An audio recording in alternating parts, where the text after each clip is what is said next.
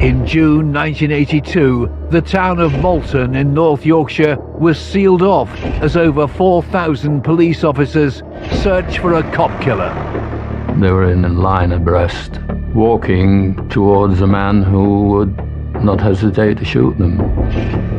37-year-old Barry Prudom was on a killing spree. Barry Prudom had already killed police officers. We knew that he would have no qualms about shooting one of us. It was a frightening time. This is a man who's killed in Lincolnshire, Nottinghamshire, Yorkshire, multiple occasions across the country. He's clearly very dangerous. They have to find him, and quickly. Trained in survival, Prudom knew how to stay hidden amongst the vast forests of Yorkshire. Today, a drone would cover that in minutes, but the technology wasn't available then. It was down to a pair of eyes and a pair of boots. It was as simple as that. In total, officers would spend 17 days searching for Prudom. A killer on the run just puts the fear of God into everybody. Where is he going to pop up next? Detectives were in a race against time to reveal Barry Prudom as one of Britain's most evil killers.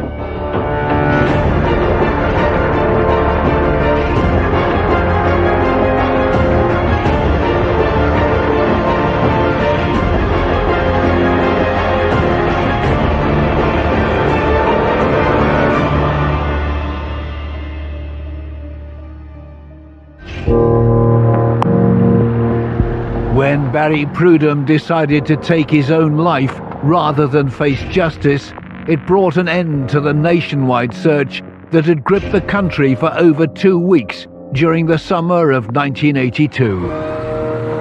It became the biggest manhunt in British history. It created so much fear, not just in the small market town of Malton, but throughout the UK, because nobody knew where or when he was going to strike again. Prudom had burgled, taken hostages and tried to kill anyone who confronted him. Chief Constable Kenneth Henshaw led the police operation that tried to catch the man who'd murdered one of their own. His actions certainly were evil. I think his life story was one of failure, and he certainly vented his vengeance against authority. It was the police that had caused all this trouble for him, not the things that he'd done. And therefore, he wanted to kill us. This killer's story begins in the Yorkshire city of Leeds in 1944. We don't know an awful lot about Prudom's childhood, really. We know that his mother was unmarried and that he didn't really know his real father. And when his mum did eventually get married, he took that man's name and he basically became his father. He doesn't seem to have been unusual in any way. He wasn't a high achiever, but he wasn't an underachiever. He just seemed to go through life.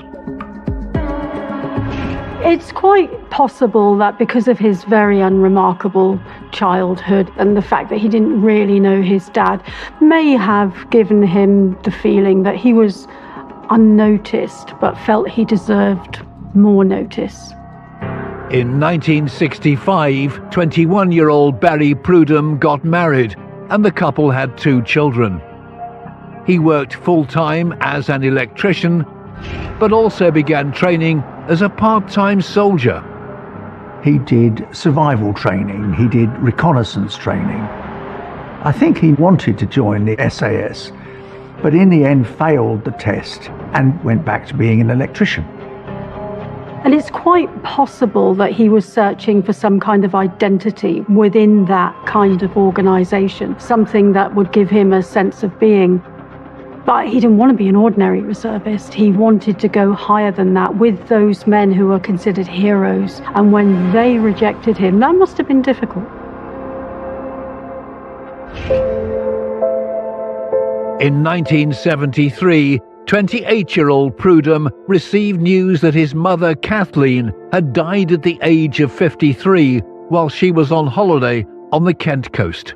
Prudhom's mother died in suspicious circumstances. She drowned, but the coroner gave an open verdict. There was a question mark over whether she had, in fact, taken her own life. That might have had a significant impact on him. He may be left wondering, was there something I could have done? Did I look after her enough? And Prudom may have felt that he'd lost his only kind of identity.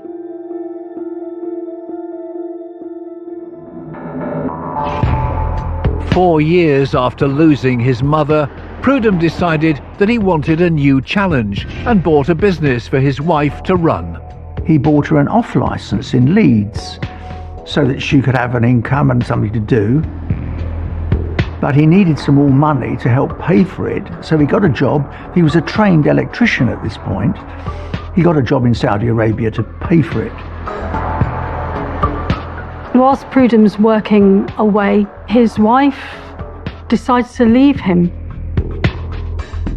She said she couldn't take his possessiveness and jealousy anymore, which fits with the kind of person I think that Prudom is starting to turn into, a very perhaps controlling person who's asserting himself and his personality on people, because he seems to have difficulties with that. He would have felt a deep sense of injustice that this had happened to him. And of course, this comes after his mother and the way that she died as well. So he's not having much control over his life or the people in his life at this time.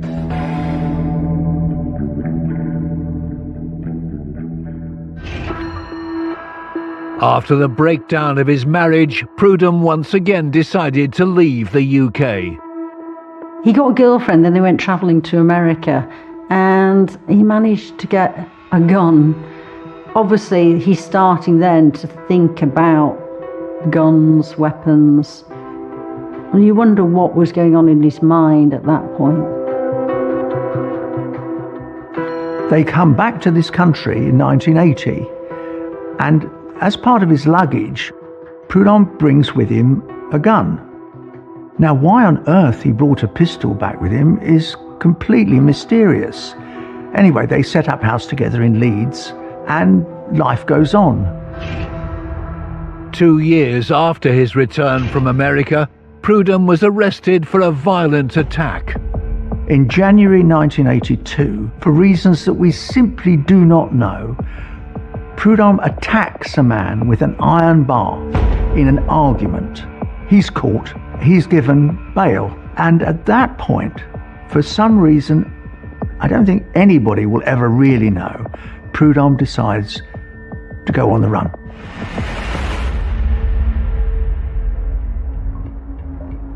Skipping bail is actually a really stupid thing to do, because just because you skip bail doesn't mean it goes away. Prudom is probably thinking, you're not controlling me, you're not going to tell me what to do. I can survive on my own. And off he goes. But of course, that's not really thought through. The system doesn't go away just because you do.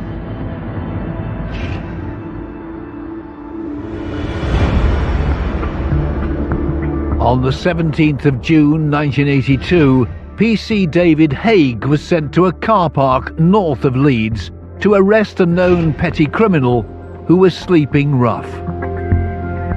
I'd met David on a couple of occasions. I knew he was a family man, he was well loved and he was well respected by the people.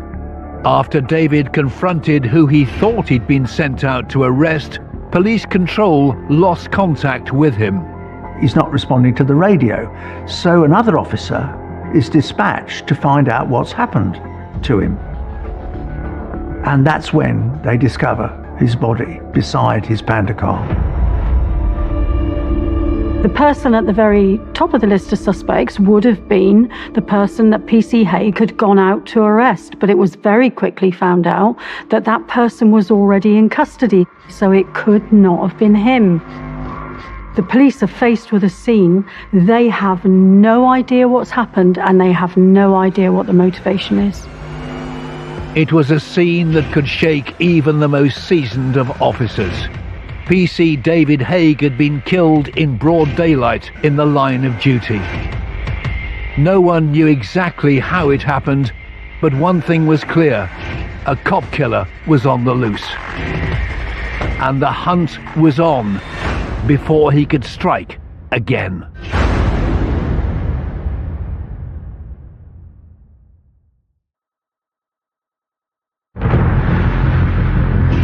In June 1982, police launched a manhunt for the killer of one of their own.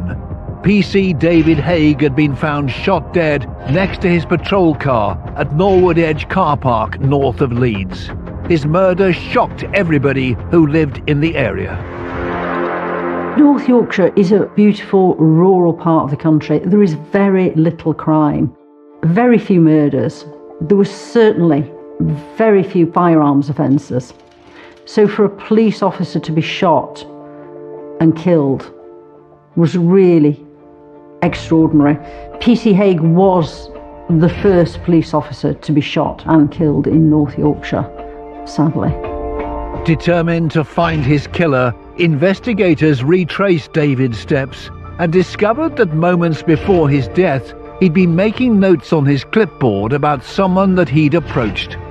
All police knew was that it wasn't the individual that he'd been sent out to arrest, so they needed to learn as much as possible about the person he encountered. Chief Constable Kenneth Henshaw headed up the investigation. He was a very conscientious chap, was David. He asked the driver for his details, and he was putting the answers down in writing on his clipboard.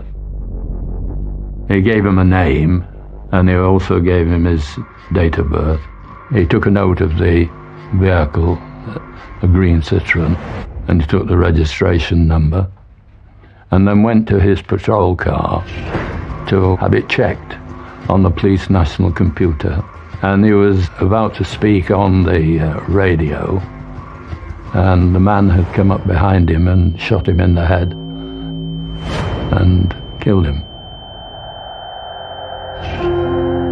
Police recovered David's clipboard from the scene of his murder and focused on the details he'd written down. The name the man had given, Clive Jones, came back with no leads, so detectives turned to the green Citroen. A search was made for the car, but nothing was found. However, the following day, a farmer was doing his usual morning visit, and as he was at the top of the field, something glinted at the bottom, and it was the green Citroen. The driver, of course, had long gone. The police have a rough description of the man who bought the car. I think he was in London, but it's very, very vague. There's not much to go on at all. They have absolutely no clue as to who committed this appalling crime of killing a police constable in cold blood in broad daylight. 6 days into searching for the killer, another murder was reported. On the 23rd of June, Kenneth got a call from another chief constable who thought this second murder over 80 miles away could be linked to David's case. They told me that there'd been an incident at Girton in Nottinghamshire where a man and woman had both been shot. The victims were a married couple, 52-year-old George and 50-year-old Sylvia Luckett. Their son Brian was in his late 20s at the time. There's a knock at the door. It was probably about 8 o'clock in the morning. 2 policemen stood there, asked me who I was, confirmed who I was. I was taken down to the police station, and this detective, high-ranking bloke, told me exactly what had happened. There'd been an intruder, and Dad had been shot. Mum had been shot, but she was alive and in hospital. Despite her injuries, Sylvia had managed to escape the intruder. She was determined. She climbed out of the house and went to the nearest neighbour with great difficulty. I don't know how long it took her to get there. She obviously alerted the police, and then the whole thing unravelled, Investigators quickly established that this was yet another seemingly motiveless murder. They examined the bullets to see if they could provide any clues.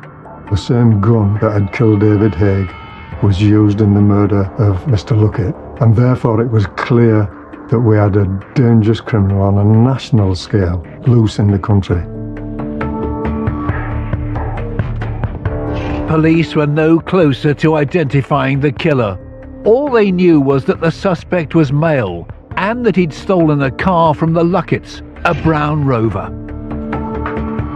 The focus then began on trying to trace the brown Rover car, and an instruction went out to all forces to look and check every brown Rover car they could see.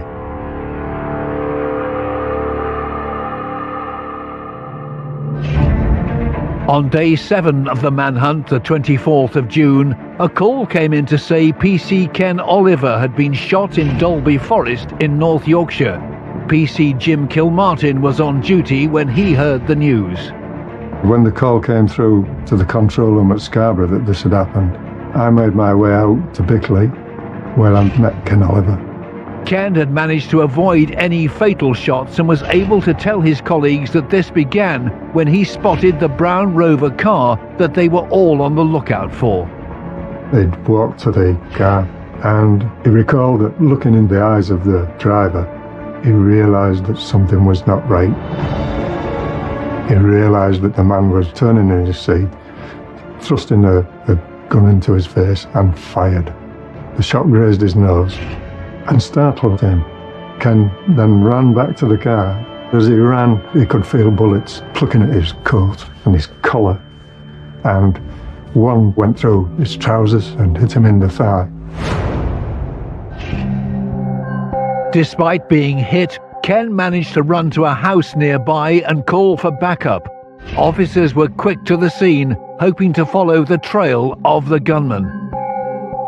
I then left Ken and I took off to trail the car that had driven off. As I drove along the road, a report came in over the radio that the Forestry Commission had seen smoke arising from the forest area. And as I turned a corner, I could see a car burning. Jim knew he wasn't far behind the suspect and began tracing him. I could see by the way things had gone and the way some of the debris had been left behind that he'd made off in the direction into the woods. He'd gone round trees 2 and 3 times. He'd climbed up banks and jumped down over banks. So I could tell that here was a man who'd obviously been trained. He knew what he was doing.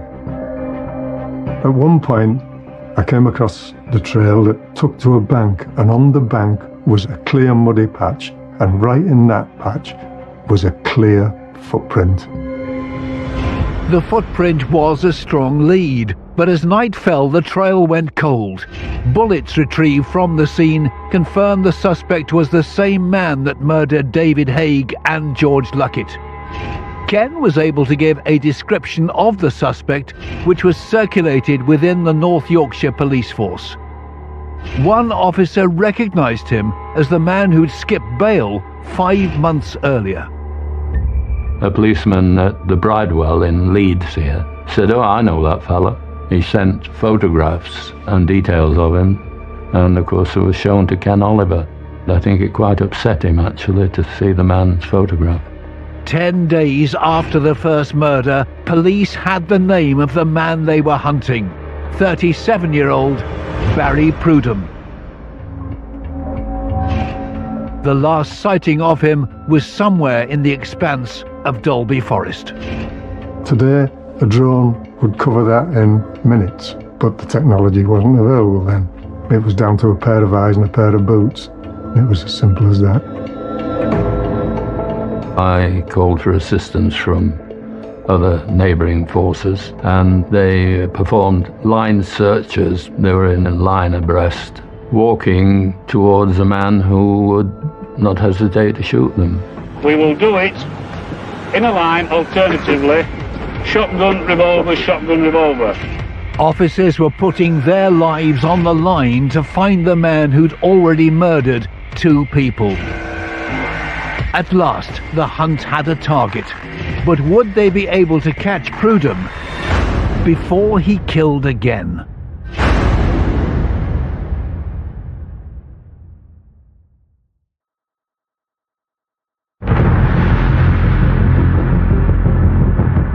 In June 1982, police were hunting 37-year-old Barry Prudom, an armed and dangerous gunman who'd already killed twice and was willing to shoot anyone who confronted him. Police didn't know where he was, but now they had a name, they were able to search his home. In there they found lots of books about escape, evasion, the SAS, and various things like that, and a book by Eddie McGee. So we then had a clear indication that here was somebody who was quite clearly able to live rough and to move through country evading capture. That was part of the problem of finding this guy, because he was skilled in hiding himself. He was very clever, very clever. They knew that not only was he somewhat capable, but also very, very willing to go into hiding, and that might make it a lot more difficult for them to clear this up really quickly. As the search for Prudom continued, the media interest began to grow. The story just kept building and building and building. We all envisaged that he would be caught within a couple of days. And I think what made the story so big was it just went on and on and on. Day after day, night after night. He just went on being elusive and not being caught. And you just never knew where he was going to pop up and what he was going to do. All that police could be certain of was that the last confirmed sighting of Prudom was in Dolby Forest, a sprawling 8,500-acre woodland. Sightings were coming in by the dozen, by the 100. Farmers would ring up and say that the barn door was open in the morning, that they were certain to lock the night before, and that something had been disturbed or cars had been tried. And people were genuinely terrified. Everybody, I would say, was frightened because it wasn't a rumour that he may kill. He had killed, and he had killed a police officer. That was very rare in the 1980s. I think people sensed that he wasn't afraid to be killed either, and that was the scary bit. He was literally on a killing spree. On day 11 of the manhunt, the 28th of June, a call came into the police about a possible sighting nearly 20 miles south of Dolby Forest, near the post office in Old Malton. David Winter was sergeant posted at Malton Police Station, and he was ready for going off duty at 2 o'clock in the afternoon. And a call came through to say that there was a suspicious-looking man at Old Malton, which was a couple of miles further up the road. David decided to give his colleague a break and that he would do the check. He put out a message asking if there was anyone else in the area that could come and help him. Another officer agreed to meet David at the location in Old Malton. David arrived first. David pulled up in his car, and the other officer, looking in his mirror, saw the chap come out of the post office and saw that David had got out of his car and started walking towards him. He then saw that the guy took out a gun. David turned and tried to run away. The guy ran after him. He didn't let him escape. He didn't let him run away. He went after him. Pursued by the gunman, David ran into a field, followed by his fellow officer. He got out of his car and he ran after the suspect into the field, and there he found David. David Winter had been shot 3 times as he tried to run from the gunman. It was cold-blooded murder. He shot to kill. He'd already injured him. He'd already brought him down. He was no danger to him anymore. But he was determined to murder him. The gun used to kill David was a match. Barry Prudom was now a triple murderer. We knew we had a very serious national problem. A murderer was on the loose, who was completely ruthless. He had no compunction in shooting at any police officer. We'd never had anything on this scale. But I was proud of the fact that the whole force rallied. They came together. They were prepared to do anything and everything to bring this man to justice. The search now focused in and around Malton, and officers from across the country were drafted in to find Prudom. Eddie McGee was a firearms officer at the time. I was attached to the Eastern Area Task Force. They one day just said, Eddie, can you go over to Malton, to North Yorkshire, and can you back them up and go help them with the search? They specifically wanted officers who were firearms trained. And at the time, I was trained in a pistol and also in a shotgun. When the police officers were all over the village of Malton, obviously they had to be armed. This was an armed assailant that they were chasing. And that's highly unusual in the United Kingdom because our police officers are not routinely armed. So that must have been terrifying for the local people and also terrifying for the police officers involved, because that gun is a constant reminder of the danger that you're actually in. The atmosphere was febrile. The people were genuinely frightened. They were frightened for the families. And I had never seen that before, anywhere. I've never seen where a whole community was desperate to have this fellow caught.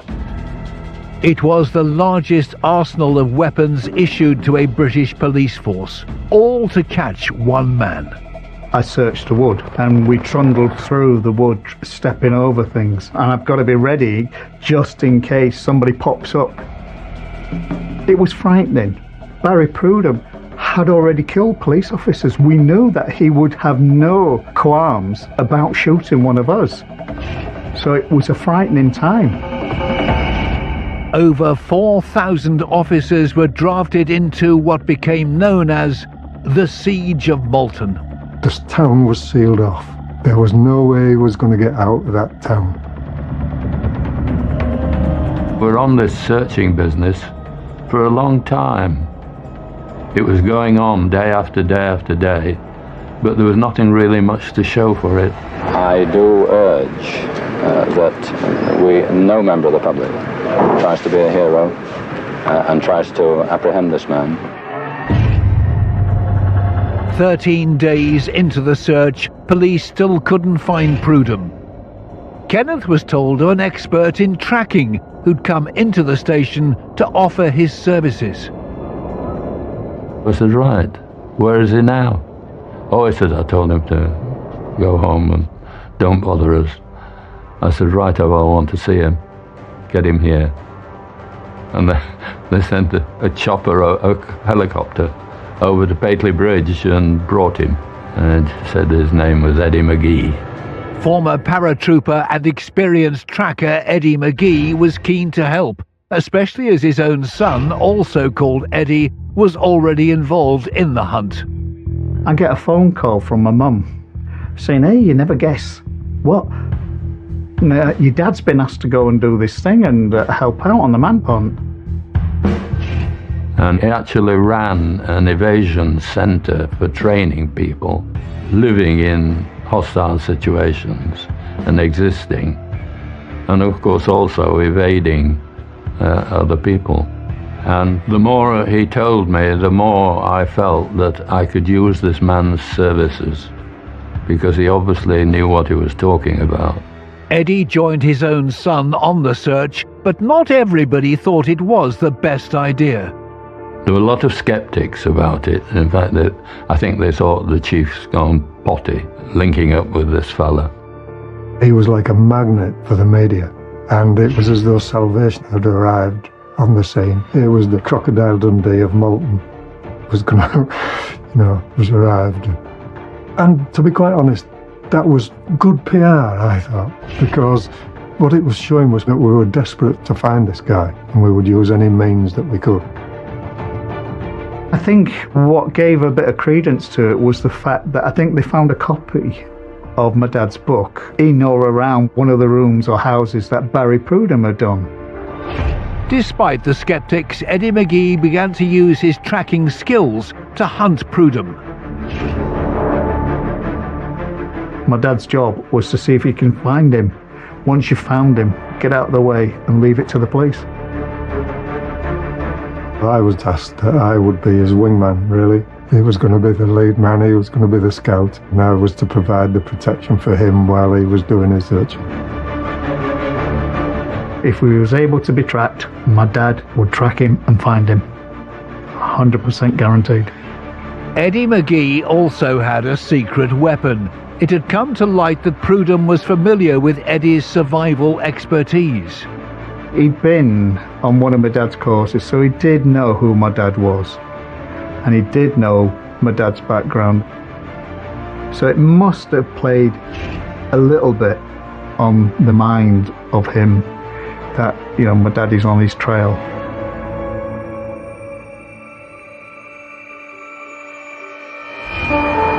At 5 a.m. on the 4th of July, 17 days into the hunt, a call came into the police from a family called the Johnsons. Husband and wife Morris and Bessie, along with their son Brian, had been taken hostage by Barry Prudom the night before. He broke in and he demanded food, and he threatened them with his pistol and said if they didn't do what he wanted them to do, then he'd shoot them. And they were suitably terrified. Prudom ties them up, but when they ask if they can be a bit more comfortable, he allows that. They cook for him, he has a meal with them. The bravery of those people is absolutely astonishing. They were able to maintain some sense of normality through such an extraordinary situation. The unlikely trio sat down to watch the news, which was all about the hunt for Prudom. He sat down watching television with them, and apparently said he was going to shoot that chap Henshaw. What we want is calmness in the public. I think Eddie McGee had given a broadcast too, and I think he'd said that he was better than Eddie McGee, and Eddie McGee would never find him, and that the police would never find him. That's chest puffing. That is him trying to impress this family. I'm not this loser. Actually, I'm somebody. I'm not sure that he actually believed it, though. At the end of the night, Prudom decided he wanted to give the Johnson family a gift. He presented the family with an American paratrooper's ring and told them that he was going to leave, and that he was going to leave to kill as many policemen as he could. I think they thought that what he was doing was having a last supper, and that he was going to march out into the breaking dawn and go out in a blaze of glory. Prudom announced it was time for him to leave. The lady of the house made him some sandwiches so that he could take them out, and he eventually left after warning them not to tell the police until he'd been gone more than 3 hours. Prudom did leave the Johnson family alive and unharmed. I don't think that Prudom's mission was really ever to kill members of the public. His mission was to have a big showdown with the police. Unusually for Prudom, he'd spared his hostages. The police were now just hours behind him. They knew he had just one aim: to kill as many of them as he could, and one way or another he was going down in a blaze of glory.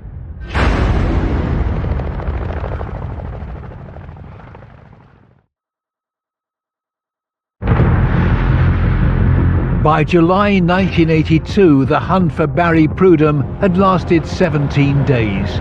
He'd murdered 3 people and tried to kill 2 others. Police finally had a viable lead to catch him. He'd been at a house in Malton just hours before. And of course, the machine clicked into operation and officers were sent to the scene. I was alerted about it and immediately went over to Malton. Eddie McGee said, would I give him permission to go to the Johnson's house, see if he could find anything? So I said, yes, of course. I said, but remember what your instructions are. You know, you must not try to arrest the man. I don't want you getting shot. Eddie McGee went to the Johnson's house in Malton with Jim in the early hours of the morning. They last saw him going out of their back door, and that was where we then decided we would start our search. The sun was reflecting across the dew of the grass, and you could see a set of footprints going across the grass in the general direction that we were to follow. Eddie said, when you've been tracking somebody for a long period of time, you sort of get into their mind. You anticipate what they would be doing. So he said, I started looking about, and I could imagine him going down the footpath and then into the lawn tennis and bowling club grounds. And so he said, I was following what I was sure was the way he'd gone. As they followed the trail, they could see signs of disturbance. They were on the right track. And eventually we followed along and came to a wall, quite a large wall, which was really overgrown. Then the footprints and the marks seemed to show that this was part of an escape route. So he lifted the branch up and found this piece of plastic sheet. He went forward, reached in and put his hand to lift part of the plastic up. Suddenly a foot flew back and the foot hit me on the knee, sent me strolling back. And I jumped up in the air, the officer was over there, and I didn't shout, I said, he's there. The firearms team immediately called upon him to surrender, come out. They were going to arrest him. Prudom did everything as he'd been trained to do. He never spoke, he never answered, he never made any response, and he never made any noise. The atmosphere was tense as whoever was behind the plastic was refusing to give up. And there was a shot, and they thought he was shooting at them, so they fired into the cover. Still made no response. Eventually, the wood piling was pushed away, and there was the body of the gunman. To my mind, he was obviously dead. He was wearing a balaclava, and his face was more or less completely covered. I just took it in. I knew that it was the right person. The things that he was wearing was exactly as we'd been described. In a barrage of bullets, Barry Prudom was officially identified and declared dead at the scene. After 17 days, the police had finally stopped the triple murderer. I had said to my firearms team, I want him alive. I wanted him to spend the rest of his days in jail. But on the other hand, perhaps this was the best way: get rid of bad rubbish and get rid of it as soon as you can. There was a sense of relief. Went through an entire town, went through an entire police service, that the thing was over. I've often thought that it was a better an ending in terror and a terror without end. Many had been sceptical of tracker Eddie McGee's involvement, but in the end, he was the one who led them straight to Prudom. People out there should be bloody proud of this police force because they're fantastic. Am I right? We've had a fantastic team all These boys are as brave as hell. Whenever we got any sighting, and what we thought was a real sighting, there was no hesitancy with these lads. They were there like they're shot. Eddie died in 2002 at his home in North Yorkshire at the age of 64. His son Eddie keeps his legacy alive. I was very proud of him. Whatever anybody else says, he did it. And he's my dad. And my dad did it, and I was very, very proud of him.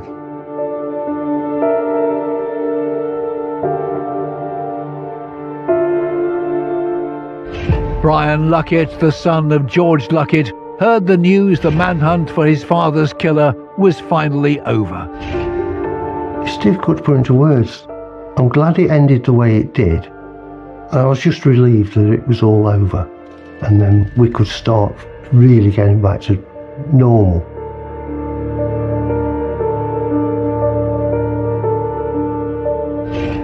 On the 7th of October 1982, an inquest was ordered into Barry Prudom's death. We'd all assumed that he'd been shot by the police. It was just, that's what we thought. There was so much gunfire. He'd had so many shots in his body. I think there were over 20 gunshot wounds. The post-mortem evidence showed the gunshot wound to the head was self-inflicted. It took the jury 18 minutes to deliver their verdict.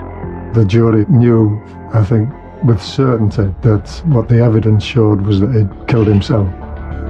He had two choices. The police were going to kill him, or he was going to kill himself. He took control in the end, and he took his own life.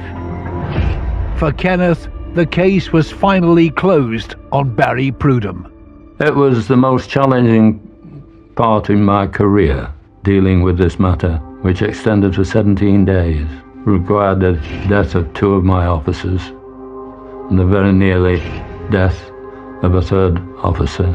But I hope that people will somehow remember the actions of the brave officers who lost their lives doing their duty, protecting the public, keeping peace and good order. That should be their epitaph. We should never, ever forget them. If society does not pause to remember, to reflect, and to recant, then Constable David Ian Haig and Sergeant David Thomas Winter will have died in vain, and that surely must never be allowed to happen. Prudom took the lives of PC David Haig, Sergeant David Winter, and George Luckett without care. But the question of why still remained. Nobody could come up with a motive, but it became apparent that he was a sad and mentally ill man, that after his marriage had failed, he'd failed to find work, his debts were mounting, he'd become homeless. It just became apparent that he'd gone on a downward spiral. Prudom probably shot PC Haig because he thought he was going to get arrested. That was the beginning, the trigger for everything that subsequently happened. He set out to kill us, and he killed some of us, but he didn't kill us all. Barry Prudom was a coward. He was a despicable, murdering coward, and he took life without a thought, and he paid the penalty for it. Prudom became one of Britain's most notorious fugitives, a gunman whose violent actions in the summer of 1982 left communities terrified. His ability to vanish into the countryside sparked one of the biggest manhunts this country has ever seen. Over 4,000 officers searched for this dangerous killer. Not all of them made it out alive. He shot to kill and struck at random. which is why Barry Prudom will undoubtedly be remembered as one of Britain's most evil killers.